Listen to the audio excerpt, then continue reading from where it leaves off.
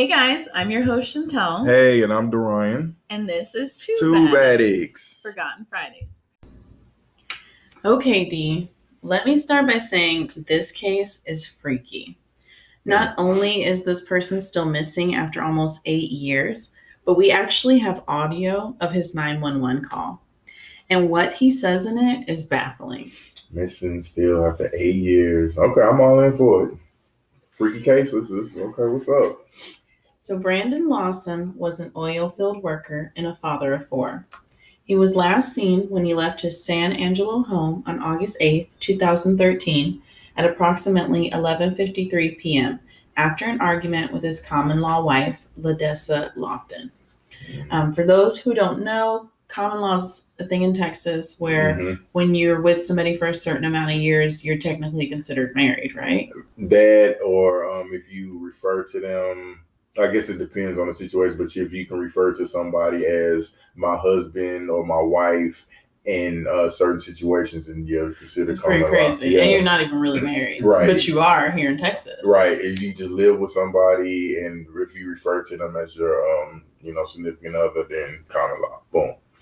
So Brandon arrived at his home in San Angelo, Texas, where he lived, like I said, with his girlfriend of 10 years. Between approximately 10:45 and 11 p.m., Brandon and Ledessa argued. Brandon had not returned home the night before, and Ledessa believed that Brandon was on drugs at that time. At that time, Brandon had an ongoing issue with substance abuse, but he'd been clean for about 6 months. Okay, good for him. Later, Brandon's brother Kyle Lawson claimed that Brandon had taken methamphetamine shortly before his disappearance. So I don't know. It sounds like maybe he relapsed. A relapse. I mean, it looks like he was, or sounds like he was in an argument. So things like that could trigger. Around 11:30 p.m., Brandon called his father in Crowley, Texas. Did I say that right? Yeah. Cool. About a 3-hour drive from San Angelo, and told him he was coming to his house. At 11:54 p.m., Brandon left his house to go to his father's house, driving his silver Ford F-150. Okay, so yeah, it looks like he had an argument. And a pretty bad one to want to drive 3 hours. Yeah, I'm done with Only this in Texas can you drive 3 hours. And still be in Texas. Literally. Lord. At about 12:30 a.m. on August 9th, Brandon called Kyle and told him he had run out of gas and was pulled over on U.S. Route 277 between San Angelo and Bronte, Texas? Oh, yeah. Something like that. Kyle claimed that during the call, Brandon told him that, excuse my language, but 3 fuckers are chasing me out of town. And later clarified it was the Mexicans in the neighborhood. Oh, wow. Okay. Yeah. Kyle asked if he was hallucinating, which Brandon denied. What, they're saying that he just seen some people possibly in his head? We're basically saying that 3 people were chasing him out of town. Yeah, I guess that's what his brother was wondering. Like, are you good? Yeah, like, okay. Remember he said that he had done the drugs earlier. Okay. So yeah, I'm sure he was thinking like, is someone really chasing you, or are you tripping, bro? Yeah. His brother Kyle and his girlfriend Audrey phoned Ledessa to tell her that Brandon ran out of gas and he needed their gas can. Ledessa told him she would leave it on the porch as she was heading to shower and to bed. So of course she's like, I'm done with his shit tonight. I'm done with this. I'm gonna call it a night. So his brother Kyle's check had not cleared in his bank account, so he had no money to fill the gas can, but figured when he got to Brandon with the can, he would drive him to the Stripes Convenient Mart, and Brandon could then pay for the gas, and he would drive him back to his truck. And he and Audrey could be on their way back home. So he's thinking nothing of it. I'm just going to go, my brother's tripping, let me go get him some gas. My wife's going to be pissed. Yeah. And, everything should run smooth after that. Mm-hmm. Kyle, along with his wife and 4-year-old child, drove to Ledessa's house and retrieved the gas can. Kyle said they continued to make calls to each other, but Brandon wouldn't hold a conversation with him, usually ending the call after a few sentences. So this is already weird and irrational behavior. Yes, it seems like it. At this point, around 12:50 a.m., Brandon called 911, and he told the responder that he had run out of gas and that he needed the police. During the call, Lawson made several confused or incoherent statements, including, Yes, I'm in the middle of a field, and it was inaudible. Pulled some guys over right here going toward Abilene. Abilene. Not bad. Abilene, Texas. Yeah. Mm-hmm. My truck ran out of gas. There's one car here. The guy's chasing, inaudible. To the woods. Please hurry. And then several minutes later at 12:56, a trucker called 911 to report Lawson's truck, which was parked in a hazardous manner on the road. I'm actually going to go ahead and insert the audio clip here. Mm-hmm. Yes, I'm in the middle of the field. The tank was just pushing guys over. Right here going towards Abilene on both sides. My truck ran out of gas. There's one car here. You guys chasing to the woods. Please hurry. And the one I'm talking from, I show you in his home. I just got the first guy. You need an ambulance? Yeah. No, I need the cops.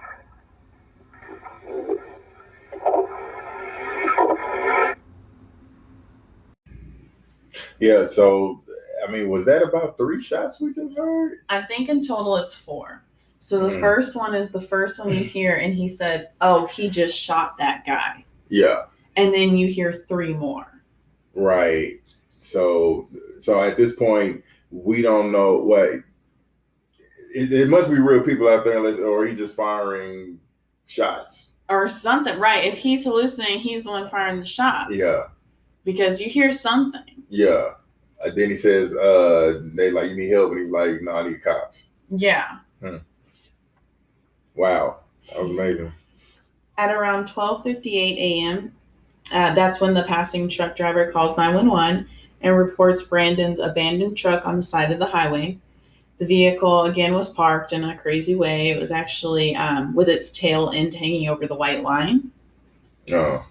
And then somewhere between 12:50 a.m. and 1:15 a.m., Brandon received and made several calls with his brother, his girlfriend, his neighbor, and the 911 dispatcher.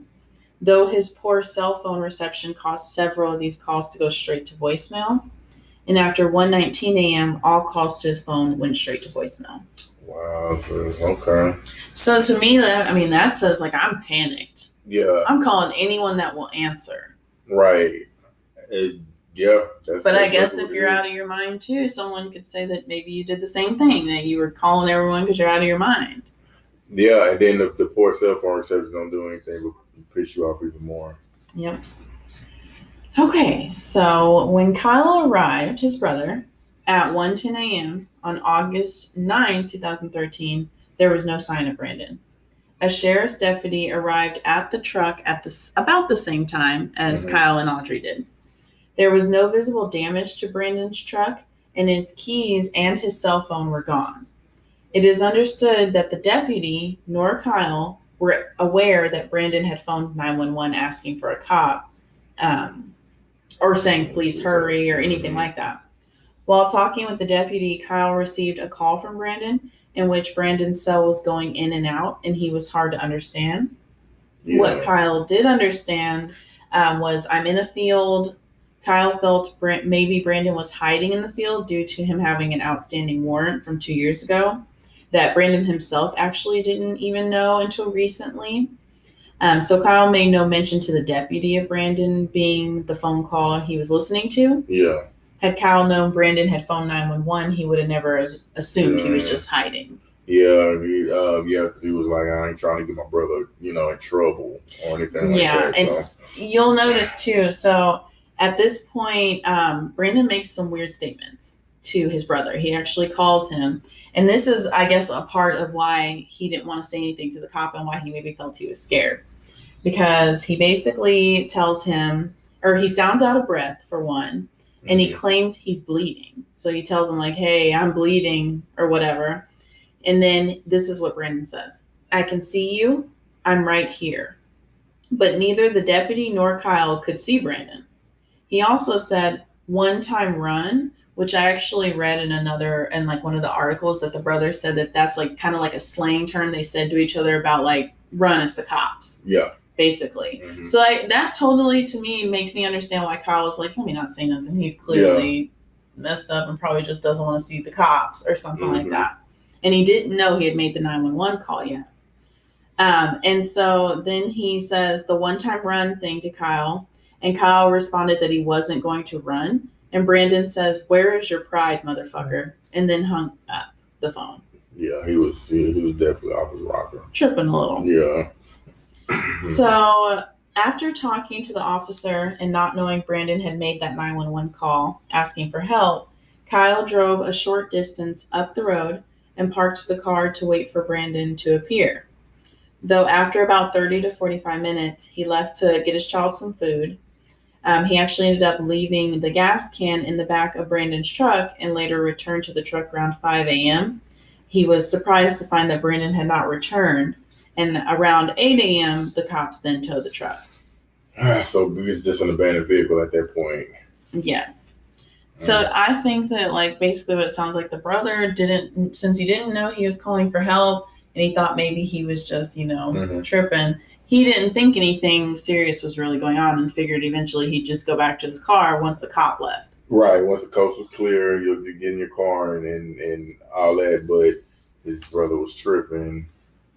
And I mean, yeah, usually when it's something like that, if I'm talking to somebody, I'm worried about them, but at least I have it'd be different if we had no contact with where this person was at, period. It's all right. You talking about the one time thing and you talking about you can see us. So once we leave, you'll then come back to your vehicle, get home, and life goes on. Right. He really had no way of actually knowing anything was going on because he didn't hear the gunshots. And even though his brother said he's bleeding, I mean, for all he knows, it could have just been he's bleeding because he ran out there. Mm-hmm. You know what I mean? And just got hurt and he's tripping. Yeah. Yeah. That's weird right there. The 911 call was only reported as a stranded motorist who ran out of gas. No mention of the urgency, nor any mention of I ran into them, as the dispatcher understood. Mm-hmm. The deputy put emergency flashers on, locked the truck, and proceeded to leave the scene and arranged for that tow in the morning. According to reports, the deputy drove up and down the roadway to see if he could spot Brandon walking. Okay, so they were trying to find him or see him. For like 20 seconds. Yeah, it's on my way home. Let me flash this. Mm-hmm. At approximately 4 a.m., Ladessa woke up and noticed multiple missed calls from Kyle, Brandon, and Brandon's mom. Her phone had been in her van because her only charger at the time was a car charger. Mm-hmm. Ladessa tries to call Brandon back, but his phone continuously rings. She assumes he doesn't have service. She eventually speaks to Kyle and he tells her that he's at the truck, but they haven't been able to find Brandon. 7 a.m., Kyle puts gas in Brandon's truck and leaves. Okay. Approximately 8:30 to 9, the sheriff's department has his truck towed, basically. So he put gas in the truck just in case he came back. Yeah. Because remember, he left the gas can, so by the time he gets the morning hits, or later he gets his check, it clears. Yeah. So he goes, gets his kids some food, and he left the can then. And when he came back and seen it was still gone, he's like, what the? Yeah. I guess let me put some gas. Maybe he's asleep in the field or stuff. Yeah, it could be anything. Mm-hmm. But he was trying to help out. Yes. So there's a few things I want to point out. Like we said, Brandon had that outstanding warrant. Kyle believed this to be the reason that Brandon was hiding from the officer at the scene. He didn't know that Brandon had called 911 and didn't realize how serious the situation was at that time. When Brandon told Kyle he was bleeding, Kyle assumed he had tripped or run into like a cactus or something. Mm-hmm. Brandon never told him of an attack or anyone else present that night. That's what he had told to the cops. The 911. Right, dispatcher. Right. Mm-hmm. Brandon had been experiencing paranoia that day. He told Kyle that Ladessa had people from their neighborhood after him. Ladessa doesn't know why Brandon said that, and Kyle is adamant that Brandon was simply being paranoid. Yeah. I mean, if you're on methamphetamines. Yeah, and he was tripped out. I don't even know what to say. I mean, him being in the field, him calling. I mean, those people. Nobody knows they was even real. That's true. He could have just been tripping the whole time. Mm-hmm. Law enforcement initially suspected that Kyle was involved, either by helping Brandon run away or due to foul play. Kyle agreed to take a polygraph. He had been administered to and passed. Duh. Wow. They just assumed that the brother had something to do with it? I know that it is common practice, and the first thing that you do is look at the people closest to you, because honestly, the truth is that it's less likely it's a stranger and it's more likely it's someone close to you. Mm-hmm. But he was there. Right. So. I would more so be focused on this story about the woman trying to get people to beat him up. That sounds more realistic to me. Right. And then if you have a 911 call where he's firing off shots and stuff, and this other person doesn't have he's there with his woman and his baby. Yeah. So then who was he shooting at? Okay, well, I guess it's just due diligence. The area where Brandon disappeared has been searched many times, both on foot and from a bird's eye view. Thermal imaging cameras, plane searches, and cadaver dogs were all used in the days after. A PI hired by the Lawsons was also searched via helicopter. Wow. So again, it's like, how do people just go missing and there's no body? That's the real crazy, but these people are really disappearing out here. And it's like literally, to me, if there's no body, somebody took them. I just don't see how that doesn't resonate. These people get kidnapped. In this instance, he got took. And it makes me wonder how far this is from the other day's story. That is true, right? Mm.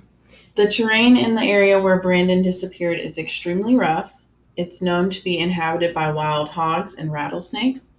This is Brandon's last known location. He was right next to the Colorado River, which was experiencing severe droughts at that time. The river was said to be knee-deep at its highest. Some listeners of the 911 call believe they can hear gunshots in the background. Mm-hmm. Kyle says that's the noise of cars driving on the bridge over the Colorado River. Them little things that when you drive, like... Yeah. So that was kind of loud, though. That first one was gunshotty to me. And then he said he shot him or something like that. I just don't see, paranoia or not.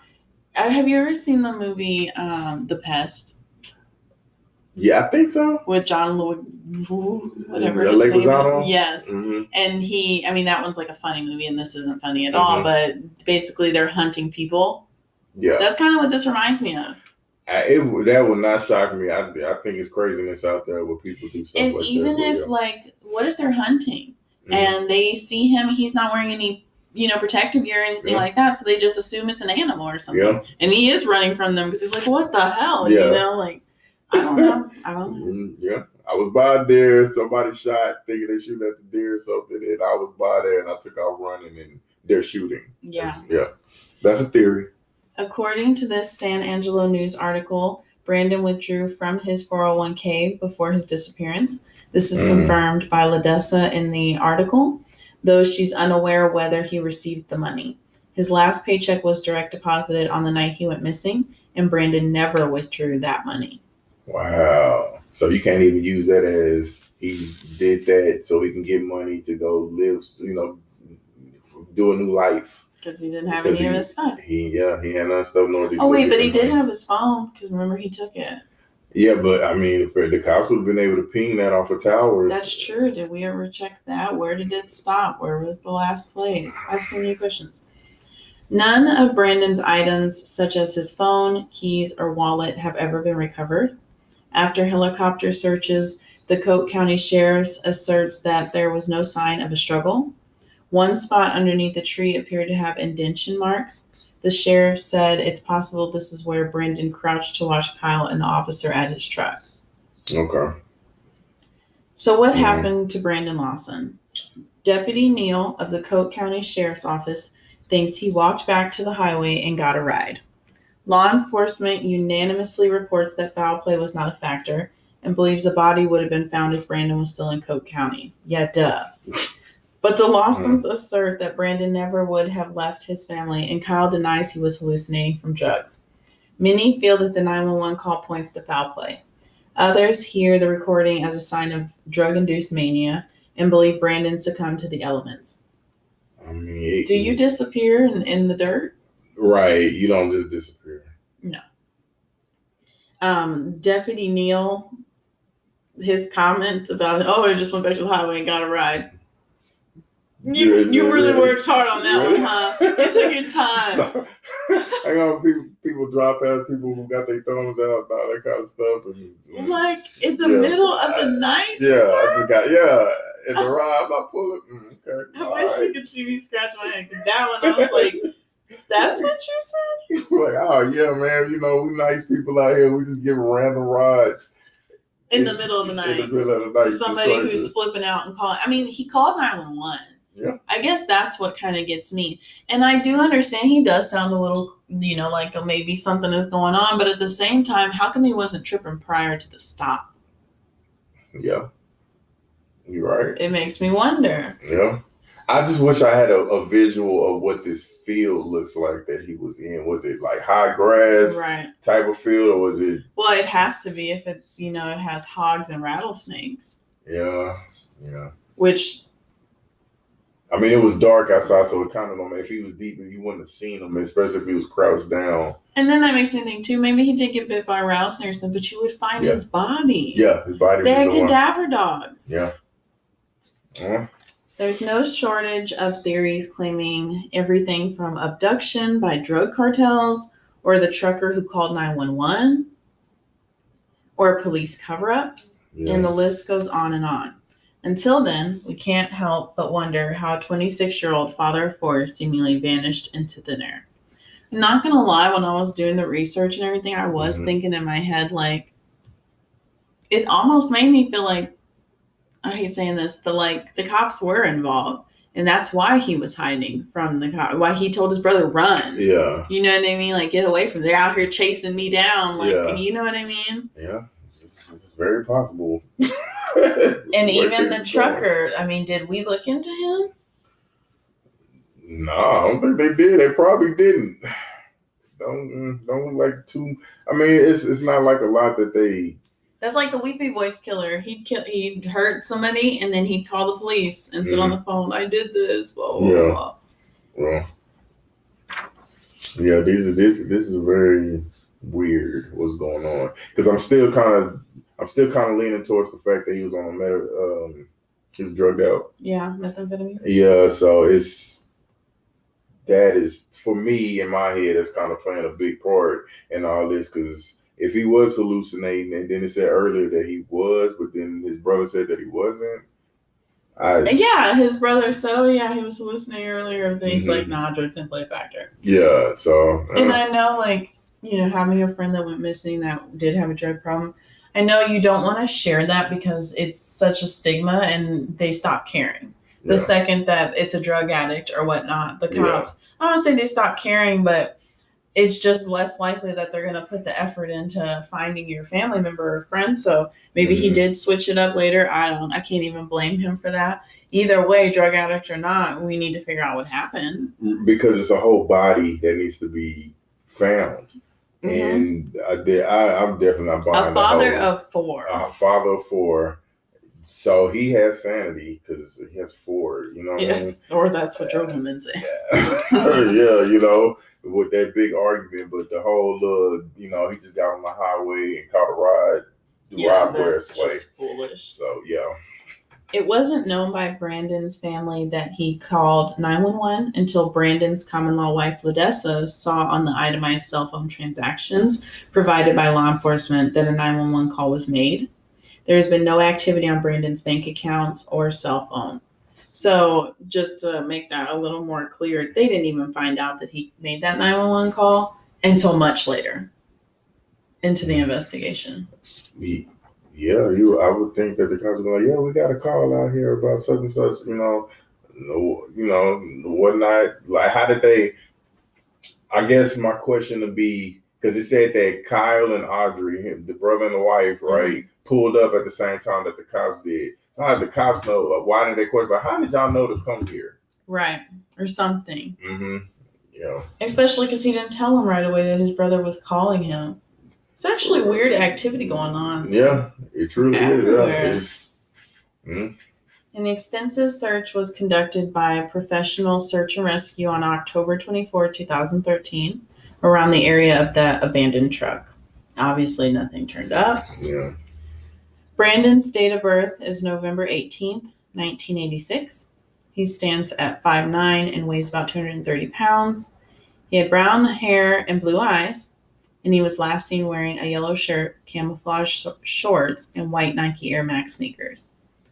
Lawson has multiple tattoos on his neck, back, and chest. I mean, what do you think happened? Oh man, it's always the missing body.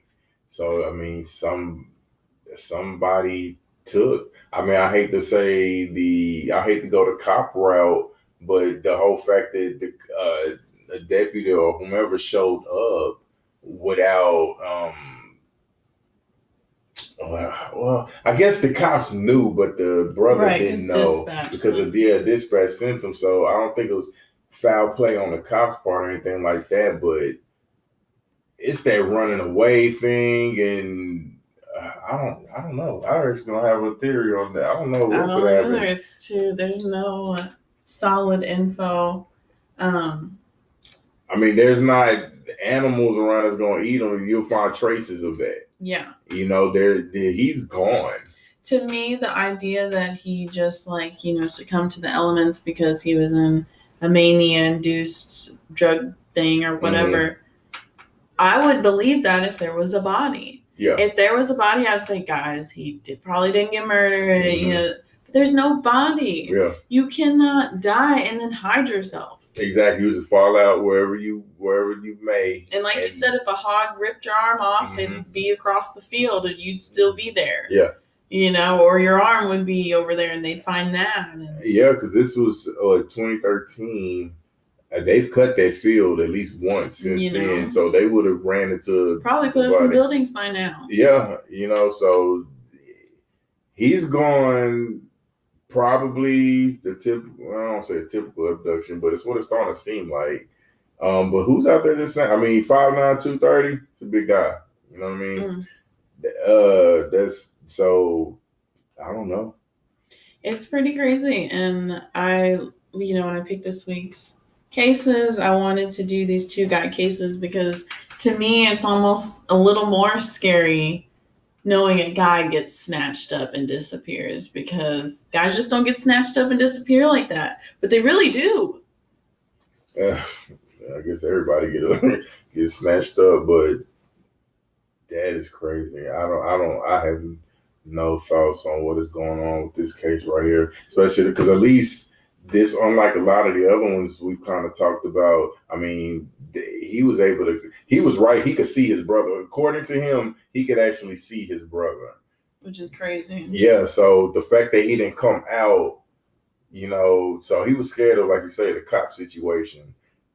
That startled him enough to not come out when he needed help in the first place, because he called and needed help. Right, and said he wanted a cop. Yeah, he said he tried to cop. How was he scared of a cop and a warrant if he called for a cop? Yeah.